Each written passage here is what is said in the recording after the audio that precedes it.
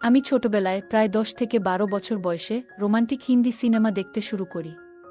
বিশেষ করে যখন কোনো রোমান্টিক দৃশ্য আসত, তা বারবার দেখতাম, যেন এক অদ্ভুত আকর্ষণ কাজ করত। খুব তাড়াতাড়ি, প্রায় ১৪ বছর বয়সে, বিবাহ সম্পর্কে ভাবনা শুরু হয়।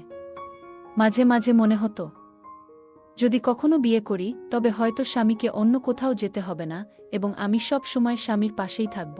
একদিন আমি রান্না করার সময় একটি পুরনো হিন্দি সিনেমা দেখছিলাম। সিনেমায় এক রোমান্টিক দৃশ্য চলছিল এবং সেই দৃশ্যটি আমাকে ভীষণ আকৃষ্ট করেছিল। আমি বারবার তা দেখছিলাম, ঠিক তখনই অনুভব করলাম, কেউ আমার পিছনে দাঁড়িয়ে আছে। পিছন ফিরে দেখি, আমার ভাগ্নে এসেছে। সে মজা করে বলল, মামি, তুমি খুবই আবেগপ্রবণ হয়ে পড়েছ সিনেমাটি দেখে, তাই না? সে আমার হাত ধরে আমাকে বাইরের একটি ঘরে নিয়ে গেল, আর আমরা একসাথে অনেক গল্প করলাম। বন্ধুরা, রেডি থাকো, গল্পটা তোমাদের ভালো লাগবে। কিছুদিন পর আমার স্বামী বিদেশ যাওয়ার প্রস্তুতি নিতে শুরু করলেন। যতই চেষ্টা করেছি, আমি আমার স্বামীর সাথে মন খুলে কথা বলতে পারিনি।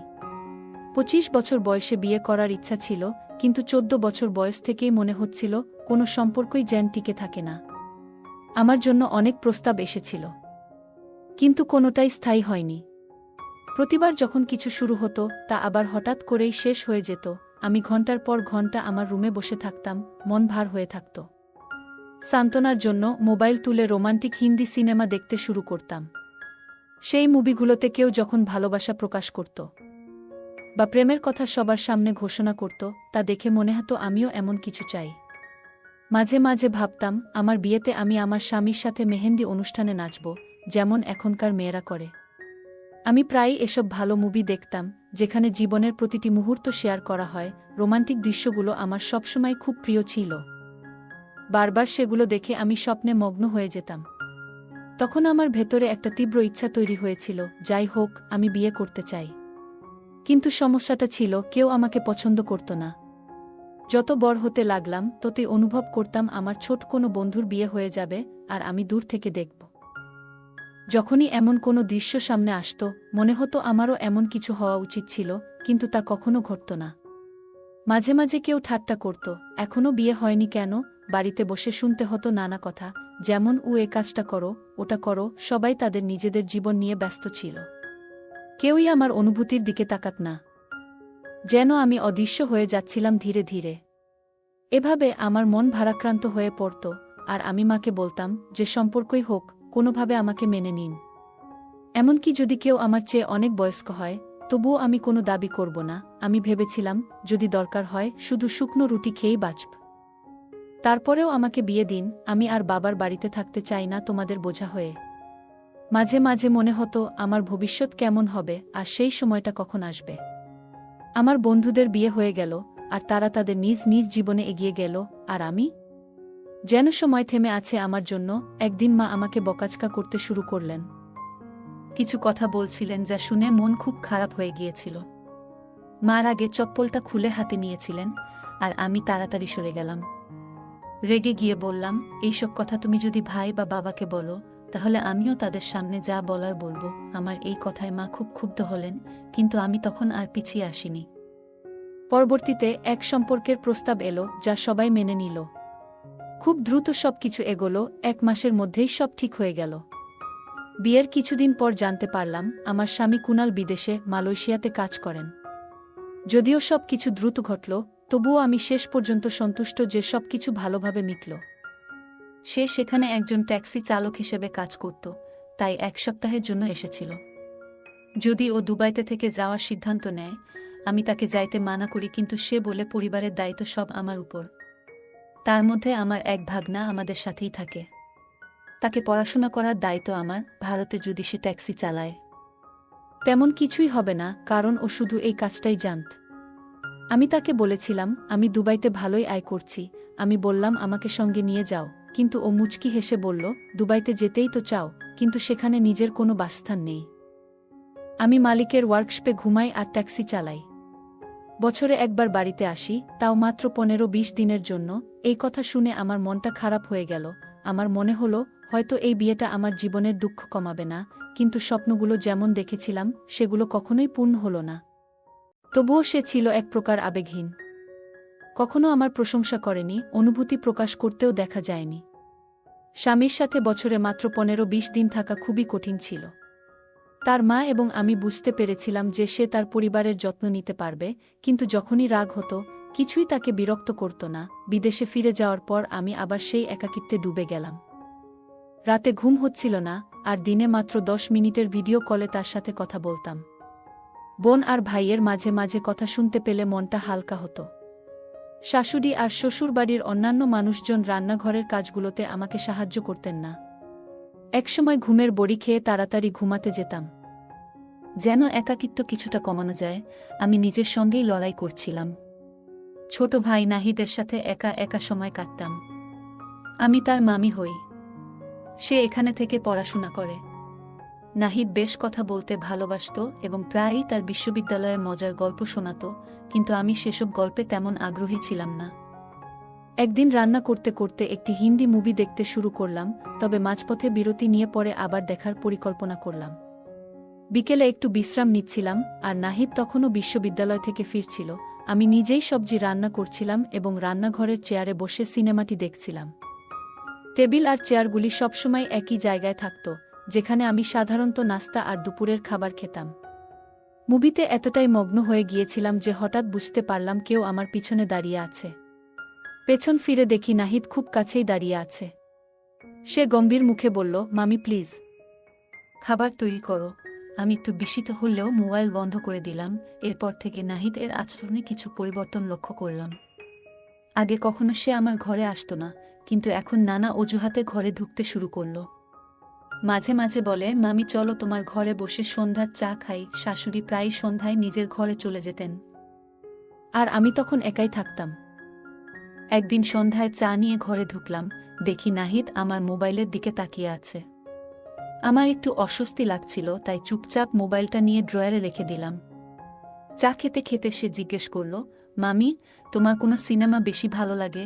তার প্রশ্ন শুনে আমি হেসে জিজ্ঞেস করলাম, তুমি কি অ্যাকশন মুভি বেশি পছন্দ করো? সে মৃদু হেসে উত্তর দিল, না, আমি আসলে রোমান্টিক হিন্দি মুভি দেখতে ভালোবাসি। আমি তার দিকে তাকিয়ে মুচকি হাসলাম, আর সে বলল, আমারও সিনেমা আমার খুব প্রিয়। কথাটা শুনে আমি কিছুটা অবাক হলাম, কিন্তু হাসি মুখে তা গ্রহণ করলাম। তারপর সে মজা করে বলল, মামি তুমি চাইলে আমাকে তোমার বন্ধু বানাতে পারো। ভাই বোনের সম্পর্ক সাধারণত ভালোবাসা আর স্নেহের মাধ্যমে তৈরি হয়, কিন্তু কখনো কখনো এসব সম্পর্ক একটু জটিল হয়ে যায়। আমার নাম প্রিয়া, আমি বিবাহিত এবং আমার স্বামী কাজের কারণে বিদেশে চলে গিয়েছেন। আমার ভাগনা নাহিদের সঙ্গে কথা বলায় কোনো সমস্যা ছিল না, কিন্তু ধীরে ধীরে তার কথাবার্তায় একটা অদ্ভুত ঘনিষ্ঠতা লক্ষ্য করছিলাম। একদিন সে বলল, মামি আমাদের এভাবে একা থাকা ঠিক হচ্ছে না। তার কথাগুলো আমি গুরুত্ব দিইনি, বরং হেসে বললাম, নাহিদ আমার একটু মাথা ব্যথা করছে, তুমি তোমার ঘরে গিয়ে বিশ্রাম নাও। যদিও আমি আমার স্বামীকে সবসময় ভালোবাসতাম, কিন্তু নাহিদের এই আচরণ আমার জন্য ক্রমেই অস্বস্তিকর হয়ে উঠছিল। সকালে নাস্তা তৈরি করছিলাম, তখন নাহিদ তার শার্টের বোতাম ঠিক করতে আমার কাছে এসে বলল, মামি এই টি শার্টের বোতামটা নষ্ট হয়ে গেছে, একটু ঠিক করে দিতে পারো? আমি সেদিন তাকে বললাম, তুমি নিজেই ব্যবস্থা করো। আমি কিছুটা দ্বিধার সঙ্গে ভিতরে ঢুকে নাহিদের শার্টের বোতাম লাগাতে লাগলাম। সে আমার দিকে গভীরভাবে তাকালো এবং হঠাৎ আমার কানের কাছে হাত নিয়ে এলো। আমি দ্রুত বোতাম লাগিয়ে সেখান থেকে বেরিয়ে গেলাম। তখন থেকেই আমি অনুভব করছিলাম নাহিদ ইচ্ছাকৃতভাবে আমার কাছাকাছি আসার চেষ্টা করছে। এরপর থেকে আমি তার থেকে দূরত্ব বজায় রাখতে শুরু করলাম। এক রাতে গভীর ঘুমের মধ্যে হঠাৎ মনে হলো কেউ আমাকে দেখছে। ঘুম ভেঙে চোখ খুলে দেখি রুমে হালকা আলো জ্বলছে। নজর গেল বারান্দার দিকে খোলা জানালায়, যা সাধারণত বন্ধ থাকে। অবাক হয়ে বুঝতে পারছিলাম না, কিন্তু দেখলাম যেন একটা ছায়া দ্রুত সরে গেল। ভয়ে আমি কাঁপতে লাগলাম। দ্রুত জানালাটা বন্ধ করে ঘর থেকে বেরিয়ে এলাম এবং ধীরে ধীরে শ্বাস নিয়ন্ত্রণে আনলাম। পরে ঘরে ফিরে এসে আবারও ঘুমানোর চেষ্টা করলাম, কিন্তু মন শান্ত হচ্ছিল না। সকালে নাস্তার সময় নাহিদকে দেখলাম। সে হাসি মুখে বলল, তুমি কি মামাকে খুব মিস করছো? আমি কিছু বলার আগেই সে আবার মজা করে বলল, তাহলে মামা কথা ভেবে সারারাত জেগেই কাটাবে নাকি? তার আচরণে আমি বিরক্ত হয়ে বললাম, এভাবে যদি আর কখনো কিছু করো, তাহলে আর সহ্য করব না। নাহিদ আমার কথা শুনে সেখান থেকে চলে গেল। তবে পরের রাতেও জানালায় সেই ছায়া দেখতে পেলাম, যা আমাকে আরেকবার ভাবিয়ে তুলল। পরের দিন নাহিদকে সরাসরি জিজ্ঞেস করলাম, তুমি কি আমার রুমের জানালায় কিছু দেখতে চাইছিলে? আমি হাসি মুখে বললাম, তুমি যদি এমন আচরণ করো তবে আমি তোমার মামা কাছে গিয়ে সব বলবো। নাহিদ রেগে সেখান থেকে চলে গেল। সেই রাতে আমি অনুভব করলাম কেউ যেন আমার খুব কাছাকাছি দাঁড়িয়ে আছে। আতঙ্কিত হয়ে তাকিয়ে দেখি আমার ভাগ্নে নাহিদ আমার পাশেই দাঁড়িয়ে। ভয় আর বিস্ময়ে আমি বললাম, তুমি এখানে কি করছো? তার আচরণে আমি বেশ বিরক্ত হলাম আর রেগে গিয়ে বললাম, তুমি এভাবে আমার রুমে কেন আসছো? নাহিদ হঠাৎ আমার হাত ধরে বলল যে কেউ দরজা দিয়ে আসতে পারে। নাহিদ আমাকে বলল, তুমি কি দরজাটা আমার জন্যই খোলা রেখেছ? এরকম ঘটনা আগে কখনো ঘটেনি। আর এই পরিস্থিতিতে নিজেকে অসহায় বোধ করছিলাম। আমি দরজা লক করিনি, কারণ মনে করতাম এসবের প্রয়োজন নেই, কিন্তু তার আচরণ সবকিছুই বদলে দিল। নাহিদ তখন আমাকে বলল, তুমি আমার সাথে অন্যায় করছো, আমি তোমাকে পছন্দ করি। তুমি জানো সব, তারপরেও কেন আমাকে তোমার কাছে আসতে দিচ্ছি না?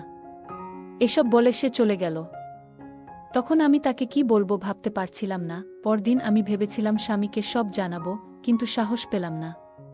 পরে আমার এক ঘনিষ্ঠ বান্ধবী আমাকে দেখতে এলো।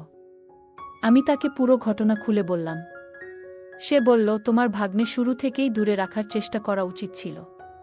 এমন না করলে সমস্যা বাড়বে। তোমার স্বামী আর শাশুড়ি হয়তো বিশ্বাসই করবে না এসব কথা। তার কথা শুনে আমি কেঁদে ফেললাম। ভেতরের দুঃখ আর চাপগুলো আর সামলাতে পারছিলাম না। সে আমাকে বলল, তুমি তো শিক্ষিত, তোমার স্বামীকে বলো যাতে তোমাকে তার সাথে বিদেশ নিয়ে যায়। সেখানে একটা চাকরি করলে তুমি নিজের খরচ নিজেই চালাতে পারবে। তার পরামর্শ শুনে আমি আমার স্বামীকে বললাম, তোমাকে ছাড়া এখানে থাকাটা খুব কঠিন। তুমি কি আমাকে তোমার সাথে নিয়ে যাবে নাকি অন্য কিছু ভাবছ? আমি তখন ঠিক করে নিয়েছিলাম, যদি সে আমাকে দুবাইতে নিয়ে না যায় তবে আমি শ্বশুরবাড়িতে আর ফিরব না। অন্য কোথায় থাকব। এর কিছুদিন পরে শহরের একটি ভাড়া বাসায় থাকতে শুরু করলাম। এখানে থেকে আমি একটি স্কুলে শিক্ষকতার কাজ করছিলাম এবং একটি ছোট ফ্ল্যাট ভাড়া নিয়েছিলাম। ফিরে যাওয়ার কথা আর মাথায় আনিনি। ধীরে ধীরে আমার জীবন পরিবর্তিত হতে লাগল। যদিও আমার ভেতরে একটা অস্বস্তি রয়ে গেল, আমি বুঝতে পারছিলাম যে নিজের ভুলের জন্য নিজেকে দায়ী করছি। আমার মনের অশান্তি আর অপরাধবোধ আমাকে গ্রাস করছিল। বারবার গোসল করেও মনে হচ্ছিল আমার শরীর থেকে সেই ময়লাটা মুছে ফেলতে পারছি না।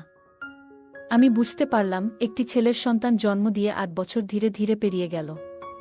একদিন আমার স্বামী বাড়ি ফিরে খুবই বিরক্ত ছিল। আমি কারণ জিজ্ঞেস করলে তিনি জানালেন যে নাহিদ একটি মেয়েকে পালিয়ে বিয়ে করেছে। পরিস্থিতি নিয়ে কেউ সেভাবে কথা বলছিল না এবং বিষয়টি সম্মানের প্রশ্নে এসে দাঁড়িয়েছিল। আমি এ নিয়ে সিদ্ধান্ত নিতে দ্বিধাগ্রস্ত ছিলাম, কারণ যিনি একসময় আমাকে সাহায্য করার নামে অপমান করেছিলেন তার বিষয়টি ভুলে যাওয়া আমার পক্ষে সহজ ছিল না। সে আমার আত্মসম্মান নষ্ট করতে চেয়েছিল। আজ তারই আত্মসম্মান নষ্টের পথে। উপর আল্লাহ চাইলে সব করতে পারেন। গল্পটা কেমন লাগলো জানাতে ভুলবে না। আরও মজার মজার রোমান্টিক গল্প শুনতে চাইলে ভিডিওটি লাইক, শেয়ার এবং চ্যানেলটি সাবস্ক্রাইব করতে এবং বেল আইকনটি ক্লিক করতে ভুলবে না। ধন্যবাদ।